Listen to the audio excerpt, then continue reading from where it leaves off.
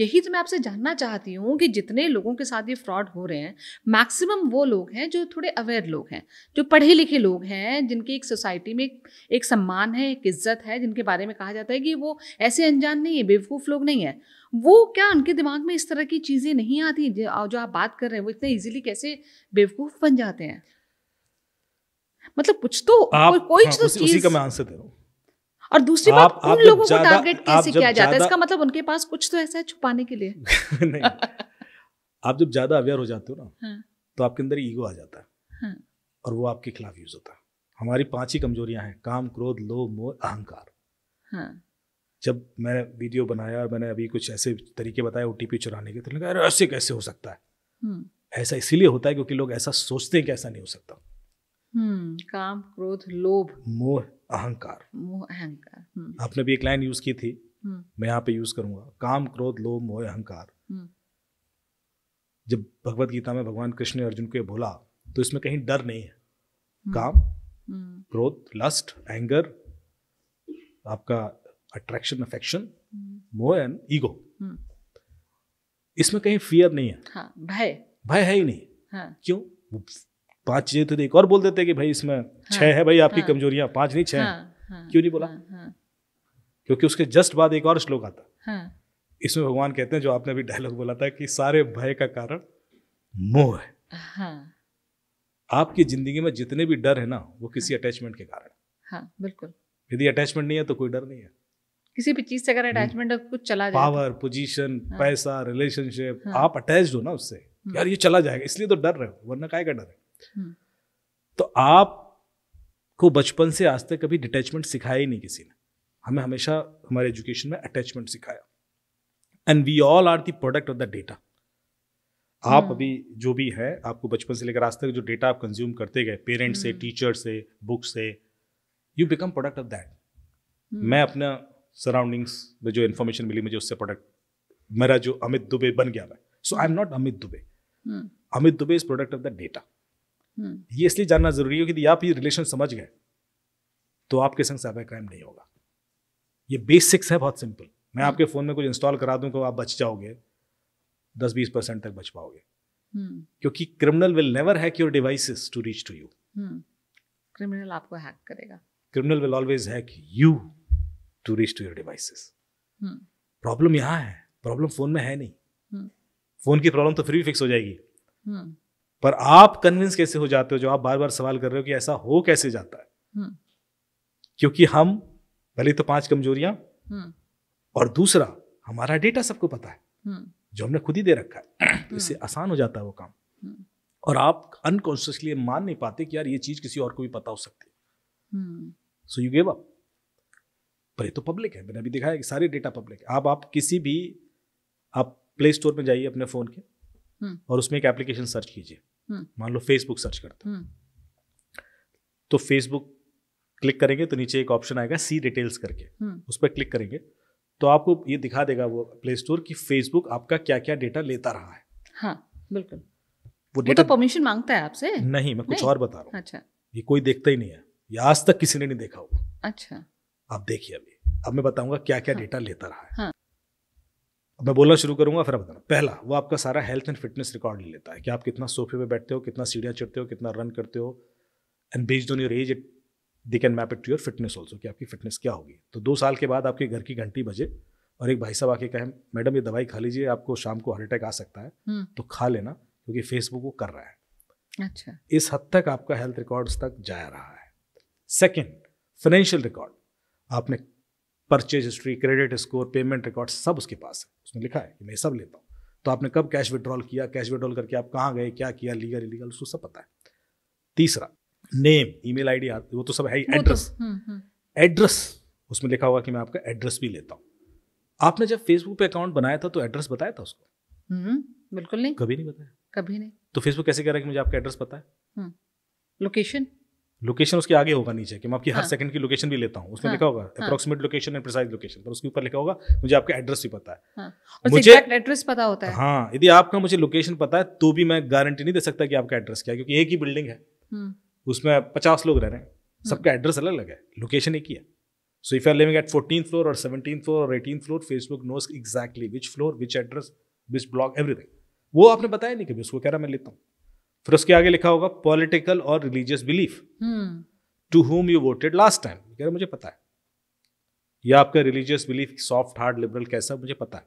And sexual orientation, which means not being male or female, your intent towards LGBTQ+ community. To that extent they know it. तो वो कैसे लेते हैं? उसमें लिखा है, तो आप दिखाना ग्राफिक्स को. फिर उसके आगे क्या लिखा होगा, ये तो सब है ही. फिर आपके फ़ोन के अंदर कितनी एप्लीकेशन हैं, आपके इस एप्लीकेशन से क्या करते हैं, आपके सारे ईमेल, आपके सारे OTP पढ़ता हूँ मैं, आपकी सारी वॉइसेस सुनता हूँ फ़ोन के आसपास में लिखा होगा all voices, all sound recordings. आपने कोई कॉल रिकॉर्ड की तो वो चली जाती है. फिर सारी ऑडियो नोट्स आपने जो व्हाट्सएप पे भेजते हो वो सब चले जाते हैं. आप स्क्रॉल करते जाओगे, सारे कॉन्टैक्ट, सारे पिक्चर्स, भी नहीं याद होगा, सारे पिक्चर्स, सारे वीडियोस, सारी फाइल्स लिखा होगा, ये आप स्क्रॉल करते जाना. और उसमें भी जो बताया गया ना कि मैं इतना डेटा लेता हूं, वो भी एक्चुअल फिगर नहीं है. एक्चुअली तो 100 से ज्यादा परमिशन फोन की लेके बैठता है वो. यदि आपने चेक करना है कि वो मेरी कितनी परमिशन लेता है, तो एक एप्लीकेशन है मूवी आर्मर करके, वो अपने फोन में इंस्टॉल करें. प्ले स्टोर पर भी है, ऐप स्टोर पर भी है. और उससे आपके फ़ोन की सारी एप्लीकेशन स्कैन हो जाती हैं और वो आपको बताता है कि कौन सी एप्लीकेशन कितनी सेफ, सिक्योर है, बेस्ड ऑन वेरियस क्राइटेरियाज, कि वो परमिशन क्या लेती है, डेटा क्या लेती है, और इस डेटा का क्रिमिनल कैसे मिसयूज कर सकता है. तो it's very beautiful application. It will analyse, give you rating. But then you will see कुछ ऐसी एप्लीकेशन जिनको आप बहुत क्रेडिबल मानते हो, वो ऐसी ऐसी परमिशन लेके बैठी हुई हैं, और विच इज़ रिस्की. ये जानकारी आमतौर पर लोगों को है ही नहीं. हम क्या देख पाते हैं, सेटिंग्स में जाते हैं, परमिशन मैनेजर में जाते हैं, कैमरा, माइक्रोफोन, कॉन्टैक्टलेस, SMS, बस 4-5 परमिशन देखते हैं, सोचे भाई यही लेके बैठा है. ये तो वो सुपरफिशियल परमिशन. इसके अंदर फिर जो वो कर रहा है वो तो दूसरे लेवल का खेल है. वो हम कैसे चेक कर सकते हैं, मतलब नहीं आपने बताया चेक करके हम कैसे कंट्रोल कर सकते हैं? मूवी आर्मर के थ्रू कर सकते हो आप. जहां तक देख, कुछ चीजें तो कंट्रोल आप नहीं कर सकते, वो तो आपको फिर एप्लीकेशन अनइंस्टॉल ही करनी पड़ेगी. पर कुछ चीजें कर सकते हैं, और कुछ चीजें आप यदि आपको पता पड़ जाए तो कंट्रोल हो जाती है. इन द सेंस यदि आपको पता है, अवेयरनेस इज द की. यदि आपको पता है ना कि ये डेटा जा रहा है, तो भी वो डेटा मिसयूज नहीं होगा आपके खिलाफ. यदि आपको नहीं पता है तो मिसयूज होगा. यदि आपको पता है कि मेरी लोकेशंस 75 एप्लीकेशंस को पता है, तो फिर आपको कोई आपकी लोकेशन बता के डरा नहीं पाएगा, कंफ्यूज नहीं कर पाएगा, क्राइम नहीं कर पाएगा. तो यार सबको पता है. बट यदि आपको नहीं पता ये चीज, तो यही चीज बहुत बड़ी बन जाएगी कि मैडम कल आप वहां पे नॉट प्लेस में फलाने रेस्टोरेंट में थे और आप अरे, and then you will start trusting it. So मेरा जो पर्पस है बताना कि पहले आप जान लीजिए कि आपका डेटा बाहर क्या है, and if you know it, 90% crime वही नहीं होगा. और आप अपना डेटा किस तरीके से लोगों को बांट रहे हैं ये तो पता और होना आप चाहिए. देखिए, आप 15 साल में तो आप बांट ही दिया सबको. अब अगले 10 साल में रोक भी लूंगा तो बहुत ज्यादा फर्क तो नहीं होगा. इसलिए मैं ये नहीं कहता कि don't do this. I never use word don't, कि don't use this application, don't use this, क्योंकि हमारा दिमाग ना डोंट परसीव ही नहीं करता. हमारा दिमाग सिर्फ डूज परसीव करता है. मैं आपसे कहूं कि मैडम अगले सेकंड हाथी के बारे में मत सोचिए, डोंट थिंक अबाउट एलिफेंट. दिमाग में सिर्फ वही आएगा, नहीं आ सकता ना. आप वो चीज तो आप किसी को, बच्चे को बोलते हो डोंट डू दिस, फिर आप सोचते हो कि वो फॉलो कर ले. उसके दिमाग में डोंट, हमारे दिमाग में डोंट के लिए एरिया नहीं है. हमें सिर्फ डूज समझ में आता है, और आपको वही स्टाइल आजमानी होगी, अप्लाई करनी होगी. सो लोग कहते हैं सर आप बताइए क्या ना करें. मैंने कहा आपको ये पता है ना कि ये हो रहा है, my job is done, my job is done. फिर नहीं होगा आपके संग. प्रॉब्लम ये है कि आपको पता ही नहीं है. यदि आपको पता है कि डिस्कॉर्ड एक ऐसी एप्लीकेशन है जो एनोनिमिटी देती है, या टेलीग्राम पे एनोनिमिटी मिल सकती है, तो आपको पता है कि सामने वाले के बारे में आप पता नहीं कर पाओगे. कल के दिन उसने धमकी दे दी तो कि वो है कौन, तो फिर आप नहीं रहोगे उस ऐप पे, या आप रिस्ट्रिक्ट करोगे. पर यदि आपको पता नहीं है, फिर सर वो टेलीग्राम पे धमकी दे रहा है, ऐसा कर देगा, भैया आप थे क्यों उस पर. यदि आपको नहीं पता तो फिर ये चीजें मिसयूज होती है. सो द पॉइंट इज, पहले तो जानना जरूरी है कि हम सब डेटा का प्रोडक्ट हैं. अब ये जो एप्लीकेशन है, अभी एक एप्लीकेशन का मैं नाम लिया, आप सारी एप्लीकेशन का ऐसे प्ले स्टोर पर जाके दिखाइए कि वो क्या क्या डेटा लेती है, और आप हर एप्लीकेशन के बारे में जब देखें कि यार ये सब तक डेटा लेता है. टिकटॉक का जो ओनर है दुनिया का 26वां रिचेस्ट आदमी है. क्यों? वो सैटेलाइट बनाता है, वो वैक्सीन बनाता है. करता क्या वो कुछ नहीं करता. जो कुछ करते हैं लोग करते हैं, और लोग ही देखते हैं. Just an aggregated platform. फिर वो 26वां रिचेस्ट आदमी क्यों है? इतना पैसा कैसे बना रहा है वो? अब जरा देखिए टिकटॉक आपका क्या क्या डेटा लेता है. सो जब टिकटॉक बैन हुआ, उस समय भारत में उसका 30% मार्केट शेयर था। नहीं होता बैन तो टॉप 5 में होता है आदमी। या वीचैट जो चाइनीज एप्लीकेशन थी, जब वो बैन की गई 2019 में तो उसकी वैल्यूएशन थी $500 बिलियन। अच्छा, चीन में तो बाहर के ऐप्स अलाउड ही नहीं है। पूरे दुनिया में एक ही देश है जहां साइबर क्राइम नहीं होता, और वो चीन है। क्योंकि उनका डेटा है नहीं किसी के पास। उन्होंने बहुत पहले ये सब इतना रिस्ट्रिक्ट कर दिया कि सर्च इंजन भी गूगल नहीं यूज करते, उनका अपना है। सोशल मीडिया भी फेसबुक नहीं है, उनका अपना है। वीचैट उनकी जो चैट एप्लीकेशन, सो एवरीथिंग जो हम बाहर किसी और नाम से जानते हैं उनका अपना प्रोप्राइटरी प्लेटफॉर्म है। और वो सबका डेटा लेते हैं। हाँ, लेकिन उनका डेटा कोई नहीं ले सकता। आप जितने ये लोन ऐप फ्रॉड हुए इंडिया में, सबके सर्वर चाइना में होस्टेड थे। लोगों ने पैसा भी लुटाया, शर्मिंदगी भी हुई, सुसाइड भी की कुछ लोगों ने, लेकिन सर्वर चाइना में है, मतलब डेटा किसको जा रहा है, लेकिन उनका आपको कुछ नहीं मिलेगा। सो ये जो पॉलिसी थी they started long back, but आपका डेटा ही आपके खिलाफ यूज होता है। अच्छा, यहाँ पे मैं वापस उस सवाल पे, मान लीजिए डिजिटल अरेस्ट पे मैं वापस घूम के आती हूँ, किसी के साथ ऐसा मान लीजिए कोई कॉल आती है और उसे डिजिटली अरेस्ट कर लिया जाता है, तो उस सूरत में अगर कोई अवेयर है तो उसे क्या करना चाहिए सबसे पहले? फिर तो हो गई नहीं ट्रैप। यदि अवेयर है तो प्रॉब्लम वही सॉल्व हो गई। आपको समझते समझते भी कई बार देर हो जाती है ना, आपने कहा कि पहले वो आपके माइंड को आपको किसी भी समय समझ में आ गया, प्रॉब्लम वही सॉल्व हो गई। भाई आपने अवेयर है तो क्या करना है, कॉल काट देना, बात खत्म हो गई, प्रॉब्लम सॉल्व हो गई। लेकिन कई बार क्या होता है, जैसे एक बार मेरे ही किसी जानने वाले को कॉल आया और उस नंबर से कॉल आया, जैसे आप हैं, मेरी आपसे बात हो रही है और मेरे पास कॉल आया अमित दुबे जी के नाम से, तो मैं मान के तो चलूंगी ना कि ये मेरे पास सही कॉल आई है। अब ये डिजिटल अरेस्ट का केस नहीं है, ये अलग मामला है। मैं बताता हूँ ये क्या होता है। सो 3 ऐसी सिस्टम के अंदर कमजोरियां हैं जो एक्सप्लॉइट करते हैं क्रिमिनल्स। पहला, call spoofing, SMS spoofing and email spoofing. मैं आपके नंबर से किसी को भी कॉल कर सकता हूँ, आप ही का नंबर दिखाई देगा और आपकी आवाज में बात होगी, क्योंकि क्लोन हो जाती है AI के थ्रू।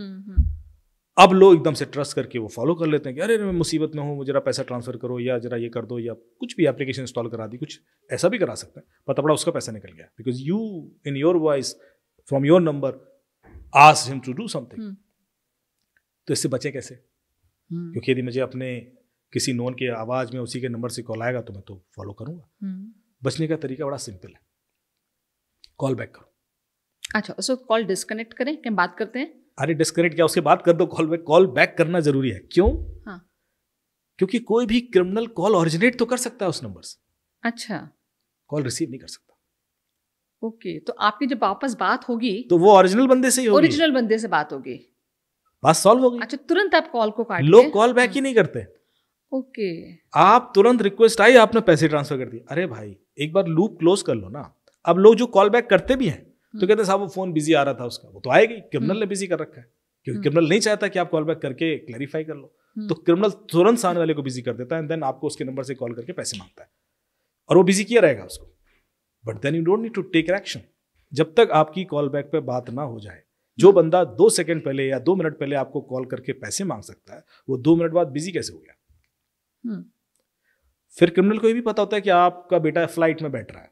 अब ये इन्फॉर्मेशन जगह जगह से लीक होती है कि वो तो लीक हो जाती है। पता आपकी ये चीज लोग सबसे पहले स्टेटस अपडेट कर रहे होते हैं। बहुत जगह। अब उसने जैसे कहा ये फ्लाइट में इतने बजे की फ्लाइट ले रहा है, उस समय उसकी आवाज में उसके नंबर से कॉल आएगा। अब आप क्या कॉल आएगा, मैं कस्टम में फंस गया हूँ और मेरे बैग में कुछ निकल आया और पता नहीं, और मुझे फ्लाइट बोर्ड करनी है और प्लीज हेल्प करो। अब आपको पता है कि यार ये तो मुझे ही पता था ये चीज, और उसी की आवाज में आ रहा है। एंड जब आप कॉल बैक करोगे उस नंबर पे तो वो बिजी दिखेगा कि वो एक्चुअली तो बंदा फ्लाइट में है, तो वो तो unreachable. But then you think हो सकता है कस्टम वालों ने फोन ऑफ कर दिया हो, आपके दिमाग में कहानी बनने लगती है। ये सब होगा, बट जब तक आपकी कॉल बैक पे बात ना हो जाए, डोंट ट्रांसफर मनी। जिससे कॉल आ सकता है उससे कॉल रिसीव भी हो सकता है, सिंपल सी बात।